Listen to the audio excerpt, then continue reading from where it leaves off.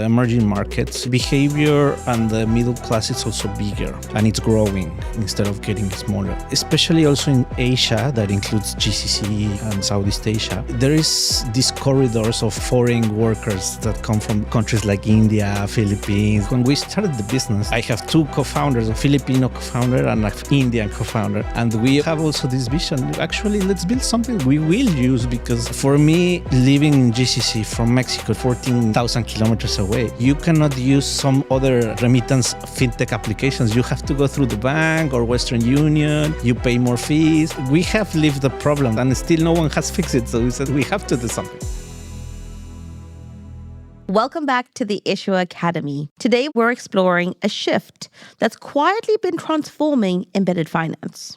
For years, embedded finance has focused on convenience, adding payments, cards, or credit into apps. But now we're seeing something deeper. Platforms aren't just processing transactions, but actually supporting livelihoods, helping people access wages, manage bills, send money home, save, and build financial stability. And that's what we'll unpack today. I'm joined by Dr. Allan Villegas, founder and CEO of Liabify, and our very own CTO, Tim Joslyn from Paymentology. Welcome to the Issuer Academy. Thank you. Thank you. Let's dive right in. Allan, Liabify is often associated with salary advance, but your platform now includes remittances, savings, bill payments, and secured lending. Can you please tell us more about Liabify and what problem you were really trying to solve for when you built it? Yeah, sure. It's a great question. So when we started with the problem that I actually have a PhD. So I was a well-paid professional for the last 5 years in the region. And the same as my partners and now co-founders, we realized that a lot of people in the middle income class and upper class do not have easy access to some financial services that we just give for granted in many places, like getting a credit card, secure lending to buy a car or something. So we decided to solve the issue by enabling the middle class to generate financial wealth and financial wellness by allowing them with our own credit scoring to access creation of a card account, salary advances, and we are adding salary loans, vehicle loans. As you said, the app Liapay is going to allow the remittances, paying the bills and all of it. So it's technically a way to solve the problem with a different angle, right?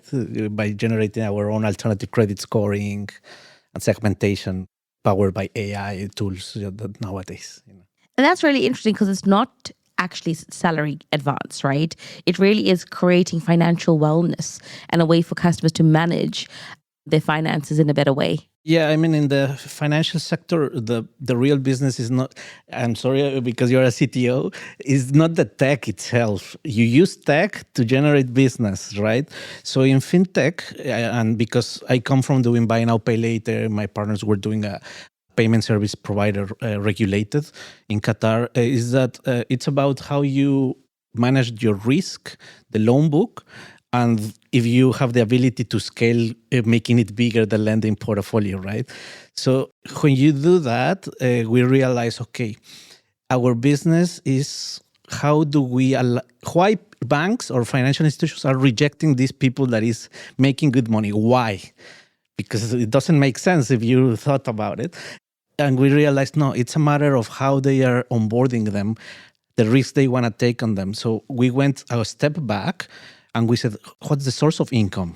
The employment. So if we know to get a salary advance is the entry point to our own ecosystem in our Liapay wallet, because from there you start building a scoring in our ecosystem and we can start borrowing more money, giving you more tools to build the financial wellness that is really our core. I love that. It's a new version of inclusion.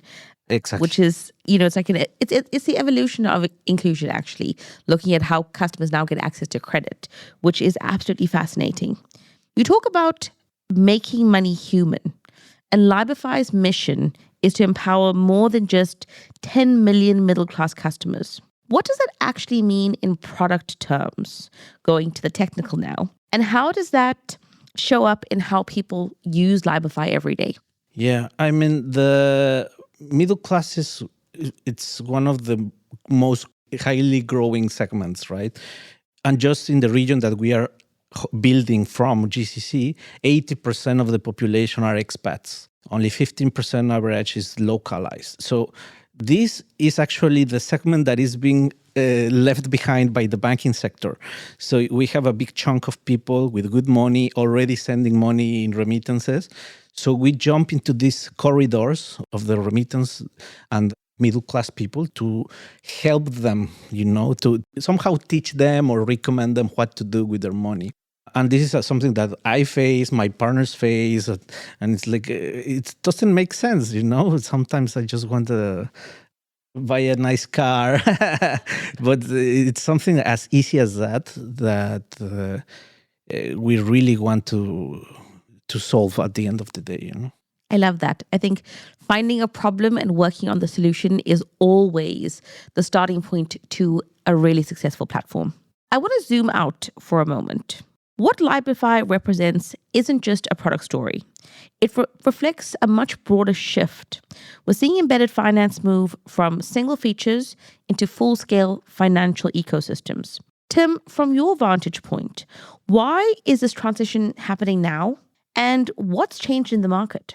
I think it's the evolution of what we mean by embedded finance. So I think embedded finance has become this catch-all term that was used for everything. So it's not just now about adding a financial feature to a non-financial app, which I think is, what people meant when it started.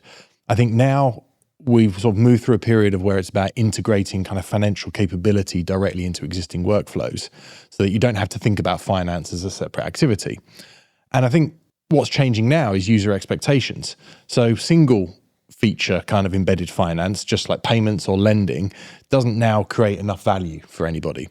So platforms now need to think about it in terms of outcomes rather than just transactions. So if you already understand things like income and timing of that income and behaviors based around that income, it becomes really logical to support, as you've said, savings, smoothing expense flows, or accessing kind of additional funds kind of responsibly. So it's not just now about sort of moving money. So I think embedded finance is moving from embedding transactions to embedding financial intelligence into everyday products. Yeah, 100%. And we were talking about that at our masterclass in the UAE, where it's really about, it's a more holistic customer experience and understanding customers' needs, and then working backwards to say, okay, how do I now embed not just a transaction, but an entire flow of how money should work and how customers actually want to spend, right? I think you hit the pot. It's actually how we embed, not only from a technology perspective, how we embed in the customer journey. So we actually did a mapping of what really happens on this process, because if you are not in the right time at the right moment, you also will lose the client, even if you have the best app, the best technology behind it, because they don't know you in the moment, right? So that's actually something very important when you do embedded finance models. Also, it's embedding in the tech infrastructure, but also in the journey of your customer. Those are the right tech, like you just said, the right tech at the right time. Yes, exactly. So let's now look at payroll, because payroll used to be a back office function. Now it's becoming a front door into financial services. Dr. Allan, why has payroll become such a powerful distribution channel for financial tools? Yeah, it has to do, as I said before, is your source of income, right? So, and especially in GCC, there's something called the WPS, the Wage Protection System. In the UAE, if you are a mainline company registered, you have to process through WPS the payroll.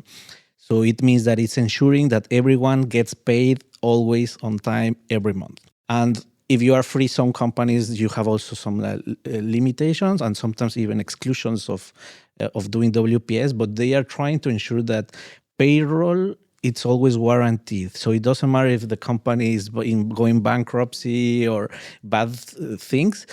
Payroll is the number one thing that they always have to pay. That's why we also step into this area, because it gives us the type of data that we need for scoring and segmentation of clients. And also it's a thing that helps us manage the risk perfectly. So actually we are a B2B2C solution We partner with an employer. In the books, we recorded as a payroll financing to the company, but the beneficiary of the salary advance are the employees. So if the employee leaves the company, it's fired or anything, we always get paid back because it's with the employer is the lending product, which is actually zero interest because it's something called Sharia compliant in the Arab Muslim terms. How does that, out of interest, how does that scale beyond the UAE? So do you rely on that central kind of payment bureau to be able to do this, or can you also do that without that centralized service? There is credit bureau. There is also now implementation of open banking in the UAE. But to check credit bureau, you need to be a regulated financial institution or partner with one. We actually partner with a financial institution regulated by a central bank. But what we learn is that first, it has a cost doing consultation of credit bureau, which in operations of any fintech, it can be a huge cost. And second, the data that is there is not 100% reliable.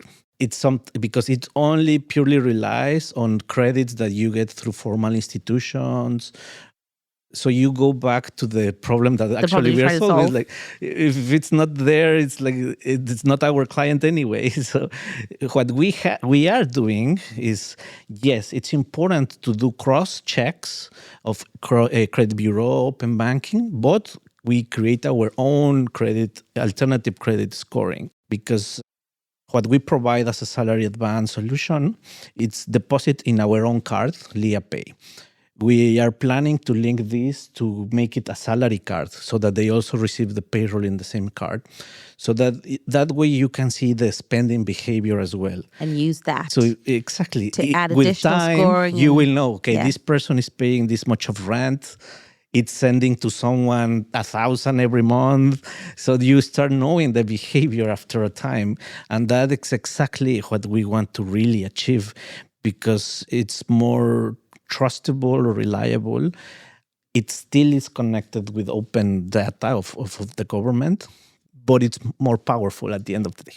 And that's why we talk about data being so powerful, because it really gives you insight into customers' everyday lives. How are they actually spending? Because it's, I remember when you applied for a credit card back in the day and you had to fill out your expenses and it was like, oh, what's your total? And you may have left something off. No one knows. Now you're getting real-time data from customers as they spend, which is absolutely fantastic.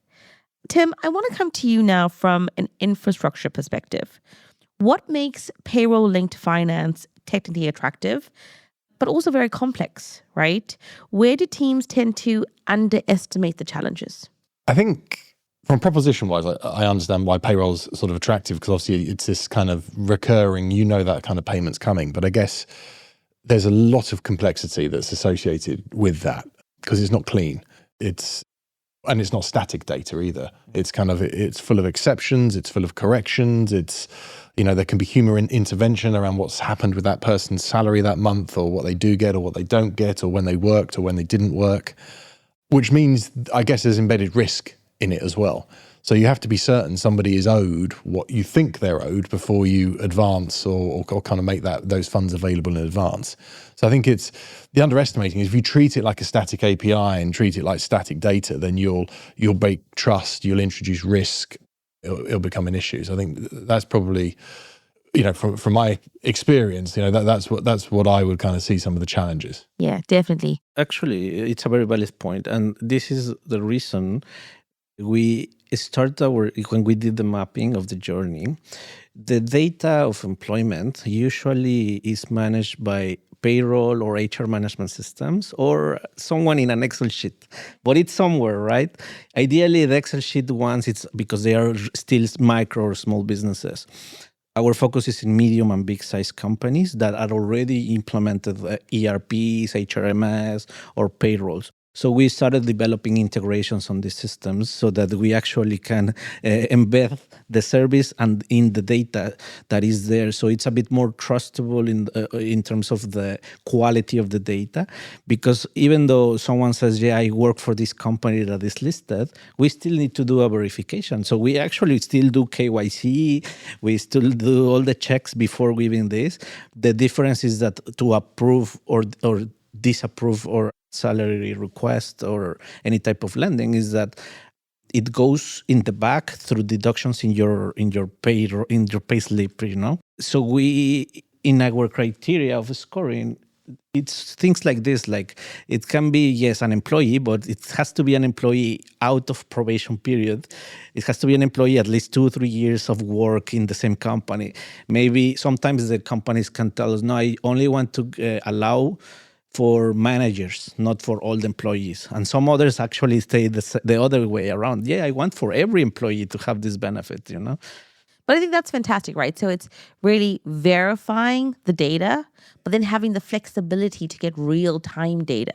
And it's about how you put the two together that really gives you this score that is trustworthy and can be used to actually further the customer's financial wellness. It's very interesting.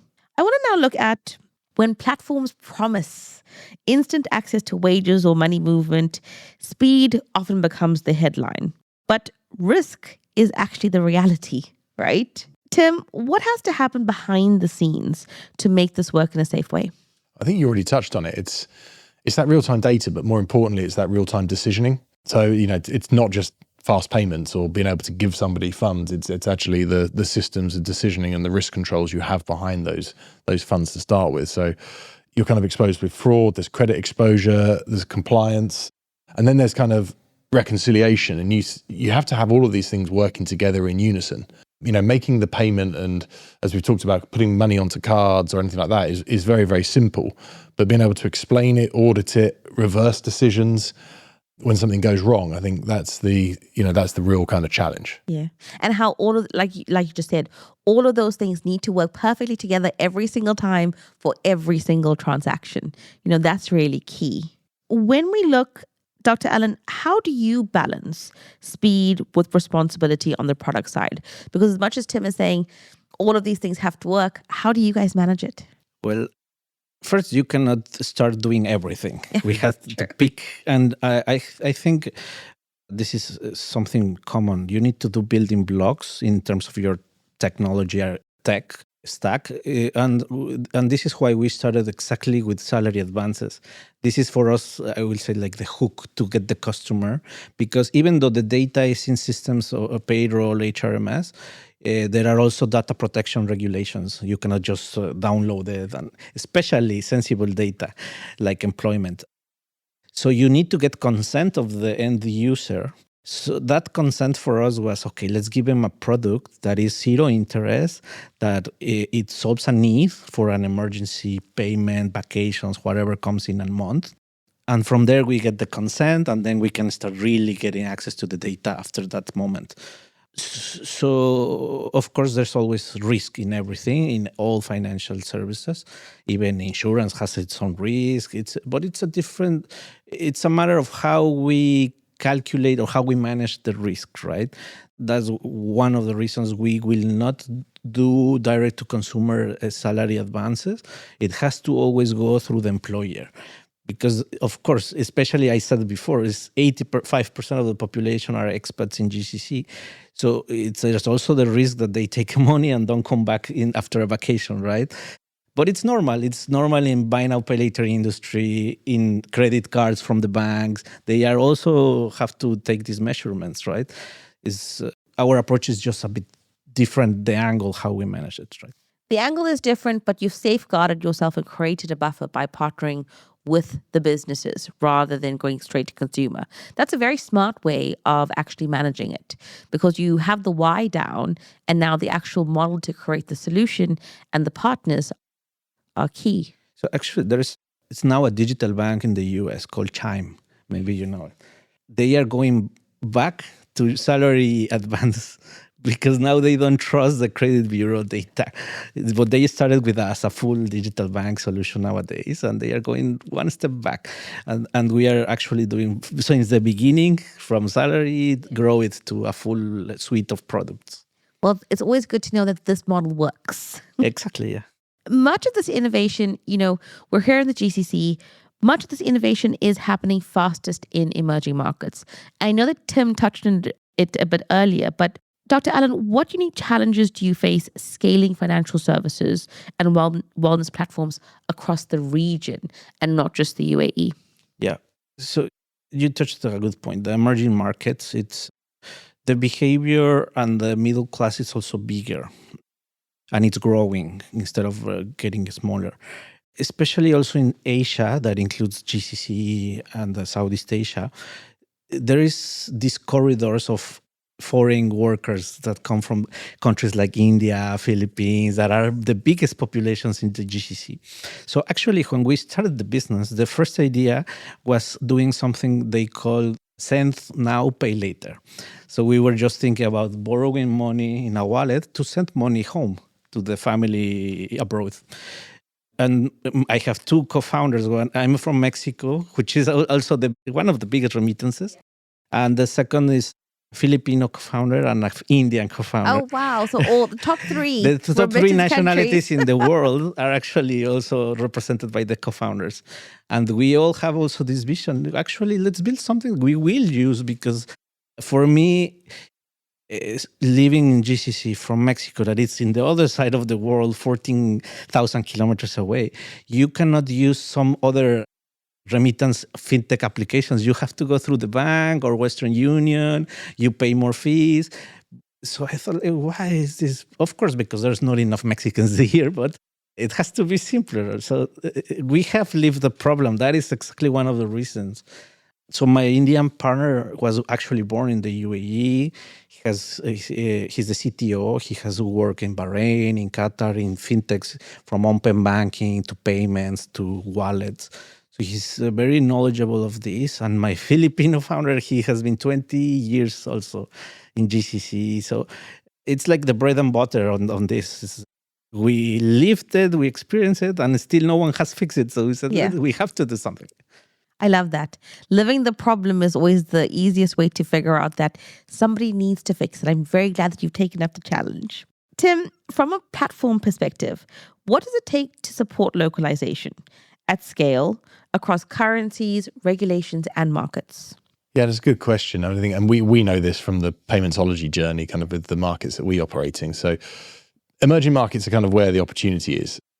I think it's because you're taking that leapfrog of like what didn't exist before, and then not only are you providing those products, but you're providing them in a way that is kind of seamless and transparent, and in a lot of ways kind of, you're providing them in a better way than Western markets. But it's not just kind of language and currency when you go into different countries, as you know. It's different payment rails, it's different regulations, different settlements timings, it's different user expectations and cultures. So it becomes, very much you have to like work out how you build your platform so that it's globally consistent, but flexible enough to be able to adapt to those local kind of conditions and regulations. Absolutely. And you're so right. We see it all the time. And I'm so glad that you brought up Mexico. With Mexico, like different interest rate calculations. Here in GCC, it's Sharia compliant credit, not just normal credit. And so making sure that your platform is flexible, but can also deal with those local nuances in a way that is very, very localized is absolutely critical and key. Yeah. I think, so for example, our Liabify wallet is going to have the remittance, but we don't have a remittance license. So we have to partner with different providers, but we are making sure that at least the main top nationalities that live in GCC are there, because otherwise it's not going to work. And the second thing is the multi-language availability. So we have currently going to release 7 languages this year. That, of course, includes Tagalog, Hindi, and some of these main languages, and English, of course, and Arabic. Because it's also the user experience. They probably know English if they are middle income class, but it's nicer to have your own language there, you know? And honestly, I feel your pain. I was an expat for so many years living in Thailand, and just being able to see the language that you identify with is so important. It really makes the consumer feel like this is an app that I can trust. I understand everything. It's the little things that actually make customers feel comfortable. Now, and I always get so sad when we get to the final part of the podcast, but I want to now look ahead. How do you both see embedded finance evolving beyond today's use cases? So I think as we sort of finish how we started, I think embedded finance needs to become less visible. the best platforms, it won't feel like you're using financial products or making kind of financial decisions. They'll just be improving your financial outcomes without you making any conscious decisions or actually kind of carrying out any specific financial activities. So yeah, I think it's about the visibility and becoming invisible. Yeah, absolutely. Yeah, I mean, I totally agree on that. Nowadays, the user also, even in some fintech services, have already 4 or 5 applications, or maybe 3 different wallets. So changing the customer from one to another is not the difficult part. It's the engagement, the loyalty. So when you are embedded in places they trust, with the brands they trust, in journeys that they already use, it gives some sense of trustiness to this new brand, of what is they're offering, and at least they will also try. Now, if you provide good service, good everything, then you will keep it for longer. So that's why I believe the embedded finance it's also very important, because the people is exposed every day to social media, to a lot of competition. So it's okay. But if it's, for example, in our case, if it's your employer or your HR manager recommending Liapay or Liabify, it's okay. At least you will open and read and maybe request at one time to try it. Absolutely. And we just need that one try to keep you forever. We will make sure to keep you happy and grow your financial wellness at the end. No? Yeah. It's basically a transference of trust, right? Because your company is telling you to try it. And so you have that added benefit of their backing to get the customer to actually try it out. Exactly. It's fantastic. It's like a word of mouth recommendation. Exactly. But it's the best because it's your employer. Yeah, it's people who are paying you, so you want to try it out, right? Yes. Now, to both of you, in one sentence, what's the single most important thing fintechs must get right when building financial wellness platforms? For me, I have 4 P's. Okay, it's people, passion, what you do, the product, and the private jet. No, I'll take 4. Joke aside, the 4th is the place. It has to be also the right place at the right time. So people, passion, product, and place. Love it. And actually, that's something that is very easy to remember as well. We're going to highlight that when we post the podcast. You can quote me, we'll quote you. Allan. And Tim, what do you think? I think design for real human behavior, not idealized user flows, and build the platforms that can handle the messiness that come with it. Absolutely. Making sure that, like you said before, the platform needs to be flexible. We need to be able to cater for anything that may come our way, because the reality in payments, we never know what we're going to get, right? So always plan for the unimaginable, which will then become reality.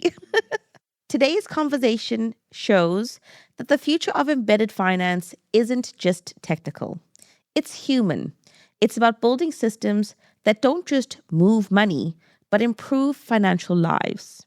If you're building in payroll, earned wage access, lending, remittances, or financial wellness, the takeaway is simple. Human-centered products need resilient infrastructure underneath. Thank you to Dr. Allan Villegas from Liabify and our very own CTO, Tim Joslyn from Paymentology. Thank you for hosting us. Catch you next time on the Issuer Academy. That wraps up today's episode of the Issuer Academy, Paymentology's podcast to innovate, scale, and provide impact. I hope you're leaving with fresh insights and actionable strategies to help you revolutionize your card programs and drive true impact in the world. If you've enjoyed today's conversation, please leave a review to help us reach more pioneers like you. Also, be sure to subscribe and follow us for more inspiring episodes and behind-the-scenes content from Paymentology. Until next time, I'm Merusha Naidu. Keep innovating, keep scaling, and keep striving to make an impact.